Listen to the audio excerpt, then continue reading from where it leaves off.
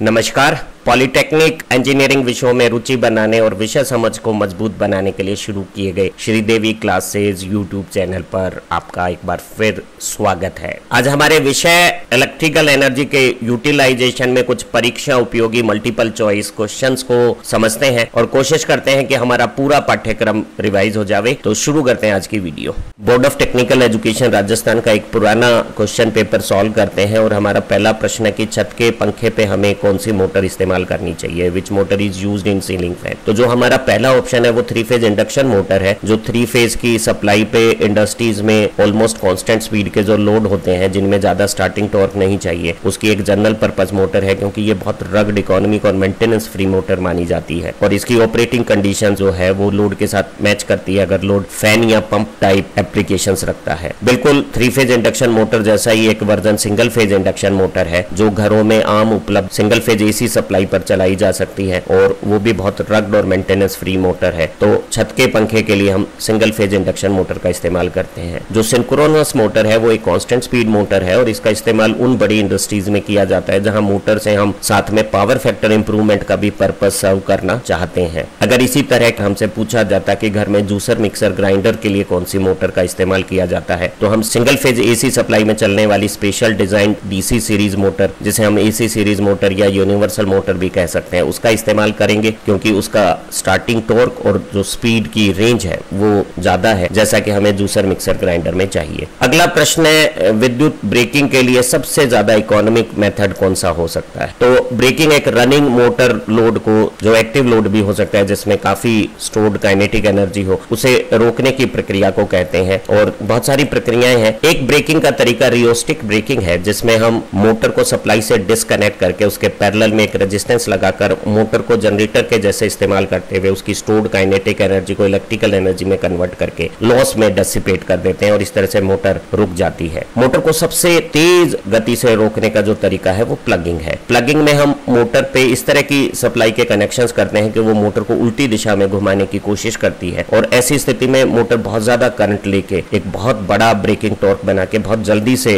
रुक सकती है। प्लगिंग के दौरान जो हमारी मोटर में करंट्स हैं वो लिमिट से ज्यादा क्रॉस होने पे मोटर को डैमेज होने के भी खतरे हैं, तो प्लगिंग वाली मोटरों को स्पेशल डिजाइन करना जरूरी है। जो सबसे कॉमर्शियली इकोनॉमिक ब्रेकिंग है वो रीजनरेटिव ब्रेकिंग है, जिसमें मोटर में स्टोर्ड काइनेटिक एनर्जी से बनी हुई इलेक्ट्रिकल एनर्जी को हम वापस मेन लाइन में फीड कर सकते हैं। और जो हमारी 3 फेज इंडक्शन मोटर है वो अगर वेरिएबल सप्लाई फ्रीक्वेंसी से फीड है तो हम उसमें आसानी से रीजनरेटिव ब्रेकिंग कर सकते हैं। हमारी डीसी शंट मोटर्स अगर चॉपर ड्राइव्स के साथ है तो हम चॉपर ड्राइव की मदद से उसमें रीजनरेटिव ब्रेकिंग कर सकते हैं। रीजनरेटिव ब्रेकिंग में हम ब्रेकिंग के दौरान जो एनर्जी है उसे वेस्ट न करके वापस मेन लाइन में फीड करके यूटिलाइज कर लेते हैं। परीक्षाओं में जो डीसी मोटर के अलग अलग रूप हैं, शंट, सीरीज, कंपाउंड, कम्युलेटिव और डिफरेंशियल, इनकी कैरेक्टरिस्टिक और प्रॉपर्टीज के बारे में सवाल पूछे जाते हैं। जैसे पूछा गया कि डीसी शंट मोटर की प्रॉपर्टीज क्या है, तो एक डीसी शंट मोटर को जब शुरू किया जाता है तो वो सप्लाई से एक्स्ट्रा करंट लेके नॉर्मल रनिंग टॉर्क से 3 से 5 गुना ज्यादा टॉर्क बना सकती है, क्योंकि मोटर का टॉर्क है वो करंट के डायरेक्ट प्रोपोर्शनल है। लेकिन ये एक सीरीज मोटर की कंपैरिजन में बहुत ज्यादा नहीं है। तो सीरीज मोटर की तो डेफिनेटली एक प्रॉपर्टी है कि उसका स्टार्टिंग टॉर्क बहुत ज्यादा है, लेकिन एक शंट मोटर की ये प्रॉपर्टी नहीं है। शंट मोटर की स्पीड में बहुत ज्यादा वेरिएशन नहीं होता है। नो लोड से फुल लोड के बीच में उसकी स्पीड में जब लोड आता है, करंट बढ़ता है, तो उसकी स्पीड में आप देखिएगा 5 से 10% का स्पीड रेगुलेशन होता है। तो ये ऑलमोस्ट कांस्टेंट स्पीड मोटर है। इसकी कैरेक्टरिस्टिक एक इंडक्शन मोटर से काफी मिलती जुलती है। ये ऑफ कोर्स यहाँ राइट ऑप्शन है। जो टॉर्क है शंट मोटर का वो करंट के स्क्वायर प्रोपोर्शनल में ना होके डायरेक्ट करंट के, आर्मेचर करंट के प्रोपोर्शनल होता है, तो ये गलत ऑप्शन है। लेकिन यही सी ऑप्शन एक डीसी सीरीज मोटर के लिए सही ऑप्शन हो सकता है। अभी एक चौथा ऑप्शन है कि इसकी नो लोड पे डेंजरसली हाई स्पीड हो जाएगी, जो गलत ऑप्शन है शंट मोटर के लिए। लेकिन एक सीरीज मोटर के लिए अगर वो नो लोड पे है और करंट बहुत कम ले रही है तो ऐसी स्थिति में, क्योंकि करंट से ही वर्किंग फ्लक्स बनता है सीरीज मोटर में, तो बैक ईएमएफ को जनरेट करने के लिए मोटर अपनी स्पीड को डेंजरसली हाई कर लेगी। तो डीसी सीरीज मोटर को हम लोड के साथ फ्लेक्सिबल कपलिंग से, बेल्ट पुली अरेंजमेंट के साथ अटैच नहीं करते हैं। आमतौर पे डीसी सीरीज मोटर के साथ लोड है वो परमानेंटली कपल्ड या गियर ट्रेन के साथ जुड़ा हुआ होता है, ताकि उस पे अगर बाहर से कोई मैकेनिकल लोड ना भी हो तो गियर ट्रेन के लोड से मोटर डेंजरसली हाई स्पीड ना पा सके। अगला प्रश्न है सेंट्रीफ्यूगल पंप के लिए हमें कैसी मोटर इस्तेमाल करनी चाहिए। तो जो पंप और फैन तरह के जो लोड होते हैं उनका जो टॉर्क डिमांड है वो स्पीड के स्क्वायर प्रोपोर्शनल बढ़ता है, और शुरुआती स्पीड कम होने से इन्हें बहुत ज्यादा शुरुआती टॉर्क नहीं चाहिए। पंप और फैन एक कांस्टेंट स्पीड के ऑपरेशंस पे बेहतर परफॉर्मेंस करेंगे, तो मोटर ऐसी चाहिए जिसकी प्रॉपर्टी ऑलमोस्ट कांस्टेंट स्पीड की हो। तो इन प्रॉपर्टीज के साथ डीसी शंट मोटर एक एब्सोल्यूट मैचिंग हो सकती है। अगर हमारी यही एप्लीकेशन क्रेन, लिफ्ट, होइस्ट या रेलवे ट्रैक्शंस या स्टील रोलिंग मिल्स होती तो हमें स्टार्टिंग में टॉर्क ज्यादा चाहिए होता और बड़ी वाइड रेंज में स्पीड वेरिएशंस की भी प्रॉपर्टी चाहिए होती, तो वहां डीसी सीरीज मोटर ज्यादा बेहतर चॉइस होती। हम सेंट्रीफ्यूगल पंप के लिए सिंगल फेज इंडक्शन मोटर का भी इस्तेमाल कर सकते हैं, 3 फेज इंडक्शन मोटर का भी इस्तेमाल कर सकते हैं। तो यहाँ क्योंकि क्वेश्चन ये है कि कौन सी मोटर सेंट्रीफ्यूगल पंप के लिए इस्तेमाल नहीं होगी, तो निश्चित है डीसी सीरीज मोटर इस्तेमाल नहीं होगी। तो जो राइट चॉइस है वो ये है कि हम सेंट्रीफ्यूगल पंप के लिए डीसी सीरीज मोटर का इस्तेमाल नहीं कर सकते हैं। हम शंट मोटर, सिंगल फेज और 3 फेज इंडक्शन मोटर का इस्तेमाल सेंट्रीफ्यूगल पंप के लिए करते हैं। इनडायरेक्ट रेजिस्टेंस हीटिंग में किस तरह के हीटिंग एलिमेंट से हमें मैक्सिमम टेम्परेचर प्राप्त होगा, तो हमें मालूम है कि इनडायरेक्ट रेजिस्टेंस हीटिंग में हम हीटिंग एलिमेंट को करंट फ्लो से I2RT लॉसेस से गर्म करके और हीट ट्रांसफर से हमारी हीटिंग एप्लीकेशंस को पूरा करते हैं, और वो हीटिंग एलिमेंट जो ज्यादा टेम्परेचर पे भी मैकेनिकल और इलेक्ट्रिकली स्टेबल रहे, केमिकली कोरोड ना हो, वो ज्यादा टेम्परेचर देगा। तो ऐसा हीटिंग एलिमेंट जिसका मेल्टिंग पॉइंट ज्यादा है, केमिकली स्टेबल है, वो ज्यादा टेम्परेचर पे इस्तेमाल किया जा सकता है। हीटिंग एलिमेंट के लिए रेजिस्टिविटी ज्यादा होनी चाहिए ताकि उसका क्रॉस सेक्शन हमें कम ना करना पड़े और उसके सरफेस से हीट डेसिपेशन पावर की कैपेसिटी जो हीटिंग एलिमेंट की है उसे पूरा कर सके। तो जो सबसे कॉमन हमारी हीटिंग एलिमेंट की चॉइस है वो निकल के मेटेलिक एलॉयज हैं, और जो निकल एलॉय की स्ट्रेंथ अच्छी है, वो टफनेस बढ़िया रखते हैं और उनका कोरोजन रेजिस्टेंस हाई टेम्परेचर पे भी बेहतरीन है। जो निकल और क्रोमियम की 80-20 कंपोजिशंस है वो हम 1250 डिग्री सेल्सियस तक इस्तेमाल कर सकते हैं। इसकी रेजिस्टिविटी अच्छी है और ऑक्सीडेशन और कोरोजन के अगेंस्ट में इसकी जो स्टेबिलिटी है वो भी बेहतरीन है। हम निकल क्रोम एलॉय में आयरन मिलाकर इसकी कॉस्ट को रिड्यूस कर सकते हैं, और जो फेरोनाइक्रोम हीटिंग एलिमेंट है वो कम टेम्परेचर पे ही इस्तेमाल किया जा सकता है, 600-700 डिग्री सेल्सियस में। जो डोमेस्टिक वाटर हीटर्स होते हैं उनमें हम फेरोनाइक्रोम या नाइक्रोम हीटिंग एलिमेंट के तौर पे इस्तेमाल करते हैं। आयरन, क्रोमियम और एल्युमिनियम का एक एलॉय कंपोजिशन को हम कमर्शियली कैंथल कहते हैं। इसमें भी बहुत ज्यादा रेजिस्टिविटी और हाई टेम्परेचर पे भी कोरोजन और ऑक्सीडेशन के अगेंस्ट में स्टेबिलिटी है, इसलिए इसका जो ऑपरेटिंग टेम्परेचर है वो निकल क्रोम से भी कुछ अधिक हो सकता है। अगर हमें बहुत ज्यादा टेम्परेचर की हीटिंग एप्लीकेशंस करनी हो तो हम रिफ्रैक्टिव मटेरियल मोलिब्डेनम या प्लेटिनम का इस्तेमाल करते हैं। मोलिब्डेनम को हम 1900 डिग्री सेल्सियस तक और प्लेटिनम को हम 2500 डिग्री सेल्सियस तक गर्म करके हीटिंग की एप्लीकेशंस कर सकते हैं। हम कुछ सिरेमिक हीटिंग एलिमेंट्स का इस्तेमाल भी कर सकते हैं, जैसे सिलिकॉन कार्बाइड है जिसकी मेल्टिंग पॉइंट बहुत अच्छी है, ऑक्सीडेशन के अगेंस्ट रेजिस्टेंस भी बहुत अच्छा है, और ये अधिकतम 1625 डिग्री सेल्सियस तक इस्तेमाल कर सकते हैं। अगर हम सिरेमिक मटेरियल में मोलिब्डेनम जैसी मेटल्स डाल देते हैं तो ऐसे मटेरियल को हम सिरेमिक मेटल या सरमेट्स कहते हैं, और एक सरमेट्स हमारा मोलिब्डेनम डाइसिलिकेट है जो बहुत ज्यादा टेम्परेचर 1850 डिग्री सेल्सियस तक भी इस्तेमाल किया जा सकता है। तो अगर हमें हायर टेम्परेचर पे हीटिंग एप्लीकेशंस करनी है तो सबसे ज्यादा मेल्टिंग पॉइंट वाले टंगस्टन या मोलिब्डेनम रिफ्रैक्टिव मेटल्स का इस्तेमाल किया जा सकता है, या सिरेमिक मटेरियल्स में मोलिब्डेनम डाइसिलिकेट या सिलिकॉन कार्बाइड का इस्तेमाल किया जा सकता है। अब जरा हमारी ऑप्शंस की लिस्ट देखते हैं, तो हमारी इस एप्लीकेशन में कॉपर कतई हीटिंग एलिमेंट के लिए चॉइस नहीं है। नाइक्रोम या निकल कॉपर एलॉय चॉइस हो सकते थे, लेकिन इनका ऑपरेटिंग टेम्परेचर कम है और ज्यादा टेम्परेचर पे हम सिलिकॉन कार्बाइड या मोलिब्डेनम बाइसिलिकेट का इस्तेमाल करते हैं। अगला प्रश्न है डायरेक्ट रेजिस्टेंस हीटिंग में क्या प्रॉपर्टी है। तो डायरेक्ट रेजिस्टेंस हीटिंग में हम स्टील के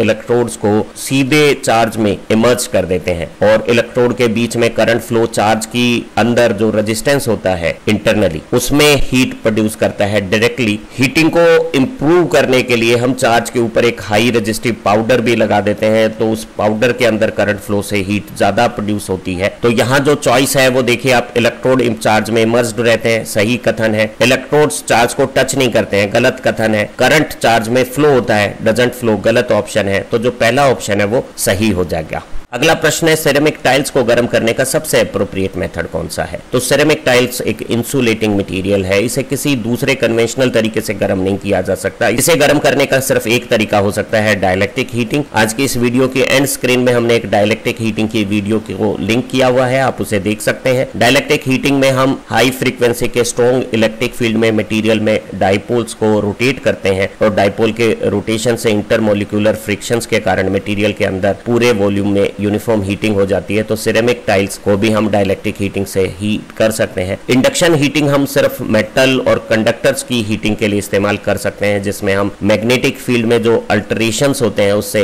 हमारे गर्म होने वाले चार्ज में एडी करंट प्रोड्यूस करके हीटिंग करते हैं। एक खूबसूरत बात है कि डाइलेक्ट्रिक हीटिंग और इंडक्शन हीटिंग दोनों में डायरेक्ट मटेरियल के अंदर हीटिंग होती है, किसी भी प्रकार के हीट ट्रांसफर की आवश्यकता नहीं है। रेजिस्टेंस हीटिंग में एक रेजिस्टेंस में करंट फ्लो से I²RT जो हीट पैदा होती है उसे डायरेक्ट या इनडायरेक्ट हीटिंग के लिए इस्तेमाल किया जाता है, जबकि आर्क के लिए हम दो ग्रेफाइट के इलेक्ट्रोड के बीच में कम डिस्टेंस के साथ आर्क प्रोड्यूस करके प्लाज्मा फॉर्म में जो इलेक्ट्रॉन्स के कोलिजन्स होते हैं उससे जो हीट पैदा होती है उसका इस्तेमाल चार्ज को गर्म करने में करते हैं। अगला प्रश्न है कि जब हम इंडक्शन फर्नेस का इस्तेमाल करते हैं तो उसमें जो स्टायरिंग एक्शन होती है, जिसमें हमारा मोल्टन मेटल उछलता है और भागता है, वो किस कारण से होता है? तो हमें पता है कि हम इंडक्शन हीटिंग में एक वर्क कॉइल में अल्टरनेटिंग एक्साइटेशन देकर मोल्टन चार्ज की सराउंडिंग में एक टाइम वेराइंग मैग्नेटिक फील्ड बनाते हैं जो हमारे चार्ज में इंड्यूस्ड एडी करंट से हीटिंग पैदा करता है। इस हीटिंग के दौरान हमारा जो मोल्टन चार्ज है उसके current carrying components mutually force experience करते हैं और उससे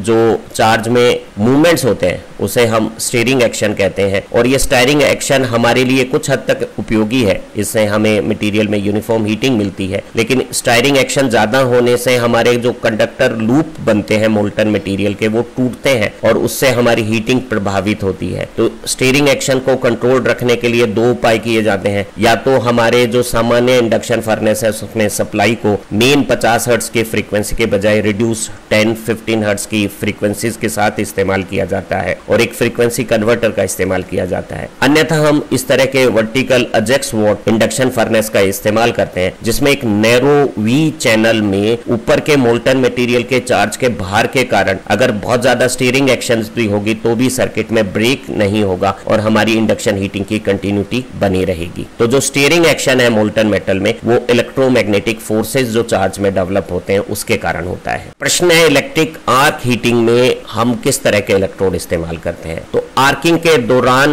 प्लाज्मा फॉर्मेशन में जब हमारे मीडियम में डाइलेक्ट्रिक ब्रेकडाउन्स में इलेक्ट्रॉन मूवमेंट करते हैं तो टेम्परेचर की कंडीशंस 3000 केल्विन तक पहुंच जाती है और ऐसी स्थिति में हमें एक ऐसा इलेक्ट्रोड मटेरियल चाहिए जो हाई टेम्परेचर पे भी मेल्ट ना हो। सभी मटेरियल में सबसे ज्यादा मेल्टिंग पॉइंट टंगस्टन का है, लेकिन टंगस्टन ओपन एटमॉस्फेरिक कंडीशन में ऑक्सीडाइज रेडिली हो जाता है तो उसे हम इस्तेमाल नहीं कर सकते। कॉपर और एल्यूमिनियम की ना तो रेजिस्टिविटी ज्यादा है ना ही मेल्टिंग पॉइंट उतने ज्यादा है, तो इनका भी इस्तेमाल नहीं किया जा सकता है। जो कार्बन ग्रेफाइट है उसी के इलेक्ट्रोडों का हम इस्तेमाल करते हैं और फेरस मटेरियल की हीटिंग में कई बार कार्बन हमें एडिटिव के रूप में भी इस्तेमाल करना होता है, तो वो हमारी मेटलर्जिकल प्रोसेस में भी हमें मदद करता है और ऐसी कंडीशंस में हम ग्रेफाइट इलेक्ट्रोड के साथ फेरस मटेरियल की मेटलर्जी की हीटिंग के लिए आर्क हीटिंग का इस्तेमाल करते हैं। रेजिस्टेंस वेल्डिंग में जो हॉट वेल्ड नगेट बनाते हैं उसमें हीटिंग किस अनुपात में पैदा होती है, ये प्रश्न है। तो ध्यान रहे कि जो हमारा वेल्ड जॉइंट है उसमें कुछ रेजिस्टेंस है, उस रेजिस्टेंस में जब हम करंट भेजते हैं तो करंट के स्क्वायर रेजिस्टेंस और टाइम के प्रोडक्ट से I²RT के हिसाब से, ये स्क्वायर है, I²RT के हिसाब से रेजिस्टेंस वेल्डिंग में हीट प्रोड्यूस होती है। अगला प्रश्न है, वेल्डिंग ट्रांसफार्मर का पावर फैक्टर कैसा होता है? तो जो वेल्डिंग ट्रांसफार्मर है वो शॉर्ट सर्किट कंडीशंस में इस्तेमाल किए जाते हैं और आर्क की स्टेबिलिटी के लिए हमें इन्हें हाई लीकेज रिएक्टेंस के साथ बनाना पड़ता है और ऐसी स्थिति में इनका जो ऑपरेटिंग पावर फैक्टर है वो बहुत ज्यादा पुअर लैगिंग पावर फैक्टर हो जाता है। तो ये जो ट्रांसफार्मर होते हैं इनका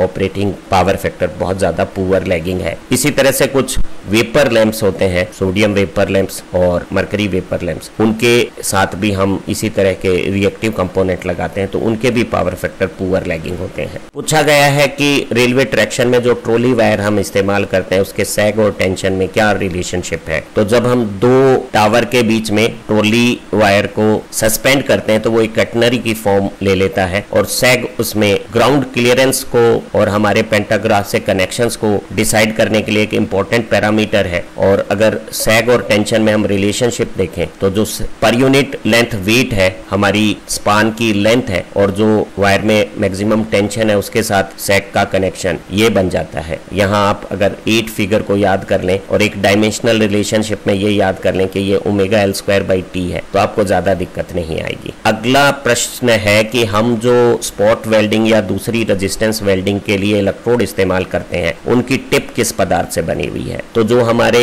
रेजिस्टेंस वेल्डिंग के इलेक्ट्रोड्स हैं, वो न केवल बहुत थोड़े समय के लिए बहुत ज्यादा हजारों एम्पियर करंट रेजिस्टेंस वेल्डिंग के लिए भेजते हैं, साथ में उन्हें एक सफिशिएंट मैकेनिकल प्रेशर भी हमारे वर्क पीस के ऊपर बनाना होता है। तो वो मैकेनिकली स्ट्रॉन्ग और इलेक्ट्रिक और थर्मली बहुत अच्छे कंडक्टर्स होने चाहिए। और हम कॉपर के कैडमियम या क्रोमियम के साथ एलॉय इस्तेमाल करते हैं, जिसमें कैडमियम की मात्रा 1% और क्रोमियम की मात्रा 1% से भी कम रखी जाती है। पूछा है ल्यूमिनस फ्लक्स की यूनिट क्या है। तो हमें इल्यूमिनेशन में जो डिफरेंट क्वांटिटीज इस्तेमाल होती हैं उन्हें समझ रखनी चाहिए और उनकी यूनिट्स के बारे में भी पता होना चाहिए। तो जो लाइट रेडिएशंस की जो न्यूमेरिक कैलकुलेशन का टोटल है उसे ल्यूमिनस फ्लक्स कहते हैं, और इसकी यूनिट ल्यूमन है। कितना ल्यूमन पर स्क्वायर एरिया पर गिरता है वो ल्यूमिनस फ्लक्स डेंसिटी या इल्यूमिनेशन है, और इल्यूमिनेशन की एमकेएस यूनिट ल्यूमन पर मीटर स्क्वायर, ल्यूमन पर स्क्वायर मीटर को हम लक्स भी कह सकते हैं। तो लक्स और ल्यूमन पर स्क्वायर मीटर दोनों एक ही चीज है, और ये ल्यूमिनस फ्लक्स की सरफेस डेंसिटी को इंडिकेट करती हैं, और ये इल्यूमिनेशन की यूनिट है। स्टेडियन हमें जब 3 डायमेंशनल रेडिएशंस के मूवमेंट्स होते हैं तो सॉलिड एंगल्स के मेजरमेंट्स इंटेंसिटी कैलकुलेशंस के लिए करने होते हैं, तो स्टेडियन सॉलिड एंगल का मेजरमेंट है। तो यहां हमारा ल्यूमिनस फ्लक्स ल्यूमन में नापा जाता है, सही चॉइस हो गई है। अगला प्रश्न है कि एक लाइट सोर्स की जो एमिशन कैपेसिटी है वो किस पर डिपेंड करती है। तो अगर हमारा लाइट सोर्स फिजिकली साइज में बड़ा होगा तो वो रेडिएशंस को ज्यादा एमिट करेगा। अगर उसका वर्किंग टेम्परेचर ज्यादा हो जाएगा तो न केवल वो लोअर वेवलेंथ की रेडिएशंस को एमिट करेगा बल्कि रेडिएशंस की इंटेंसिटी भी इंक्रीज हो जाएगी। तो उसकी एमिशन कैपेसिटी है वो टेम्परेचर पे भी डिपेंड करती है, और वो किस वेवलेंथ पे काम करता है वो भी एमिशन कैपेसिटी को डिसाइड करता है। तो जो हमारा राइट ऑप्शन है इस क्वेश्चन का वो ऑल ऑफ द अबव हो गया है। अगला प्रश्न है कि सॉलिड एंगल किसके बराबर है। अगर हम एक स्पेरिकल सरफेस में से कॉनिकल सेक्शन निकाल लेते हैं तो ये जो स्पेरिकल सरफेस पे एरिया ए आया है और ये जो कॉन की स्लांट रेडियस है या स्फीयर की रेडियस है उसके स्क्वायर के इस रेशो को एरिया अपॉन आर स्क्वायर को हम सॉलिड एंगल कहते हैं, और इसकी यूनिट स्टेडियन है। तो हमारा solid angle spherical surface area और जो स्पेरिकल रेडियस का जो स्क्वायर है उसका रेशो है, ये एक डायमेंशनलेस यूनिट है और इसको हम स्टेडियन में पढ़ते हैं। अगला प्रश्न है कि कंडेला किसकी यूनिट है। तो लाइट की जो इंटेंसिटी है उसे हम ल्यूमिनस इंटेंसिटी कहते हैं, और ये luminous flux per unit solid angle होता है ल्यूमन पर स्टेडियन, और इसकी यूनिट कंडेला होती है। तो कंडेला ल्यूमिनस इंटेंसिटी की यूनिट है। लाइट का फ्लक्स लाइट की कुल रेडिएशंस की अमाउंट को कहते हैं और इसकी यूनिट ल्यूमन है, और यूनिट एरिया पे जो ल्यूमन गिरता है उसे इल्यूमिनेशन कहते हैं। और कितने ल्यूमन पर वॉट हमारा लाइट सोर्स एमिट करेगा, ल्यूमन पर वॉट, वो ल्यूमिनस एफिशिएंसी होती है। ग्लेयर सीधे लाइट की रेडिएशंस का आंखों पे गिरने पर आइरिस का बंद होना चौंध है, एक टेक्निकल टर्म है, इसकी कोई यूनिट नहीं है। अगला प्रश्न है कि हमें अधिकतम इल्यूमिनेशन का लेवल किस कार्य के लिए चाहिए। तो वो कार्य जो सूक्ष्म हो, गति के साथ हो और ज्यादा समय तक करने हो, उसके लिए हमें इल्यूमिनेशन का स्तर